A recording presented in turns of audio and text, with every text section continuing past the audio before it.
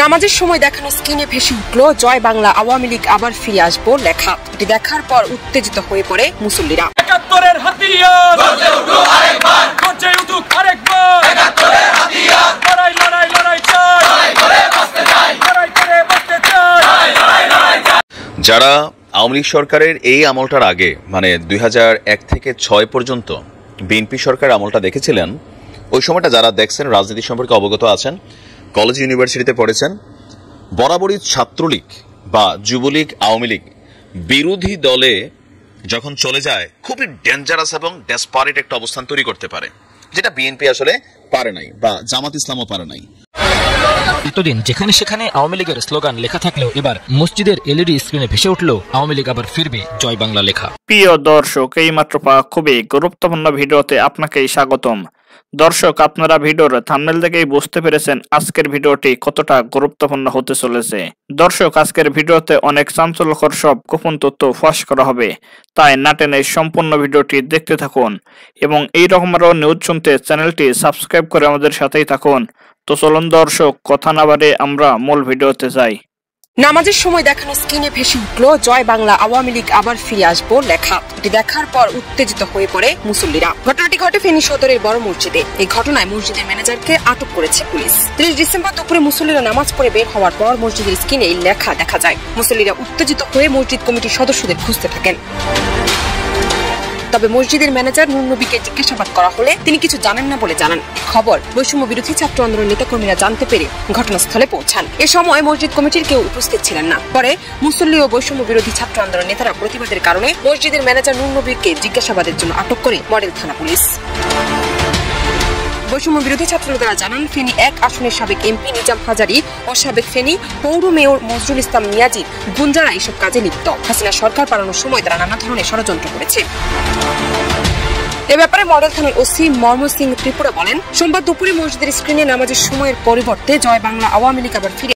যারা আওয়ামী লীগ সরকারের এই আমলটার আগে মানে 2001 থেকে 6 পর্যন্ত বিএনপি সরকার আমলটা দেখেছিলেন, ওই সময়টা যারা দেখছেন, রাজনীতি সম্পর্কে অবগত আছেন, কলেজ ইউনিভার্সিটিতে পড়েছেন, বরাবরই ছাত্রলীগ বা যুবলীগ আওয়ামী লীগ বিরোধী দলে যখন চলে যায় খুবই ডেঞ্জারাস এবং ডেসপারেট একটা অবস্থান তৈরি করতে পারে, যেটা বিএনপি আসলে পারে নাই বা জামাত ইসলামও পারে নাই। মানে বিরোধী দলে বা রাজপথে তারা কিন্তু আসলে ভয়ানক ক্যারেক্টার ক্রিয়েট করতে পারে আর একের পর এক ঘটনায় বার্তা দিচ্ছে। ছাত্রলীগকে নিষিদ্ধ করা হয়েছে, কিন্তু ছাত্রলীগ কর্মীদেরকে আসলে কতটুকু কন্ট্রোল করা যাচ্ছে? তারা ভাবছে আমাদের তো হারানোর কিছু নাই, এমনি মামলা খাচ্ছি ভাই বিভিন্ন জায়গায়, তো যারা চোখের সামনে সেরকম ইশারা ইঙ্গিত দেয়, তো তাদেরকে তো ভাই ছাড় দেওয়ার সুযোগ নাই। আজকে এক ভয়ঙ্কর ঘটনা ঘটেছে, তবে আমি মনে করি এই ঘটনাগুলো এই মুহূর্তে আওয়ামী লীগের জন্য খুবই খারাপ পরিণতি ডেকে আনবে। কেন ডেকে আনবে? একটা জায়গায় ঘটনা ঘটলে এটার ইফেক্ট 10টা জায়গায় ঘটে, আর একটা ঘটনার জেরে 5জন 10জন হয়তো অপরাধ করে একটা অজানা বা কি বলে যে অজ্ঞাতনামা শব্দ দিয়া 2000 মানুষের উপরে কিন্তু একটা মামলা তৈরি হয়ে যায়। ছাত্রলীগের এই ধরনের কর্মকাণ্ড কোন রকমই উচিত না। কেউ বলছেন যে ভাই বিভিন্ন জায়গায় তো তারা উস্কানি দিচ্ছে, নতুন ক্ষমতায় আসবে সেই হিসাবে এখনো আসা নাই, তো আমরা কি চুপ থাকবো? অবশ্যই চুপ থাকবেন, কারণ আপনারা যখন এই ঘটনাগুলো করবেন, আওয়ামী লীগের যে দেখেন 31শে ডিসেম্বর যে জিনিসগুলো আসতেছে, তো এগুলোর জন্য আরো সুন্দর একটা ভূমিকা আপনারা তৈরি করে দিচ্ছেন। আপনাদেরকে উস্কানোর চেষ্টা করা হইতেই পারে, কিন্তু আপনি কেন ভাই সহিংস মোড়ে চলে যাবেন? কখনো আজকে হাতুড়ি নামছেন, কখনো চাপাতি লীগ হিসেবে আজকে ফিরে চলে আসছেন। এক মর্মান্তিক ঘটনা ঘটেছে চুয়াডাঙ্গা পৌর এলাকায়। আমরা মনে করি যারা দোষী তাদেরকে গ্রেপ্তার করা উচিত, কারণ যারা নিরীহ বা আমজনতা আছে সেখানে যেন নিরীহ মানুষ এই মামলার আসামি না হয়। চুয়াডাঙ্গা পৌর এলাকায় সাব্বির হোসেন একজন যুব ছাত্র দলের খুবই প্রভাবশালী নেতা। সেই প্রভাবশালী নেতাকে এলাকার মধ্যে প্রকাশ্যে এলো পাতারে স্টেপ করেছে মানে আপনার নিষিদ্ধ ঘোষিত ছাত্রলীগের কর্মীরা। রাত 9টার দিকে চুয়াডাঙ্গা পৌর কলেজ পাড়ার ফার্স্ট ক্যাপিটাল বিশ্ববিদ্যালয়ের পুরনো ভবনের সামনে আপনার এই ঘটনাটি ঘটেছে। আহত ছাত্রদল নেতা সাব্বির হোসেন চুয়াডাঙ্গা পৌর এলাকার ইসলাম পাড়ার জাহাঙ্গীর হোসেনের ছেলে এবং চুয়াডাঙ্গা সরকারি কলেজ ছাত্রদলের একজন নিবেদিত সদস্য।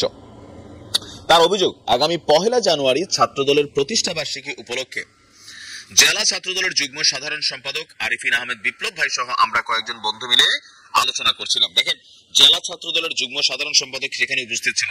এ সময় নিষিদ্ধ ঘোষিত ছাত্রলীগের কিছু কর্মী জেলা ছাত্র দলের যুগ্ম সাধারণ সম্পাদক আরিফিন আহমেদ শিপ্লব ভাইয়ের উপর অতর্কিত হামলার চেষ্টা করে। তার মানে ছাত্রলীগ এখনো কতটা ডেঞ্জারাস আছে, তাদেরকে মানুষ আসলে ভয় পায়, এমনি এমনি না, বোঝা গেছে। আচ্ছা, তো বলছেন এই সময় শিপ্লব ভাইকে কোনো মতে রক্ষা করতে পারলেও তারা আমাকে ধারালো অস্ত্র দিয়ে এলোপাতারি কুপিয়ে জখম করে পালিয়ে যায়।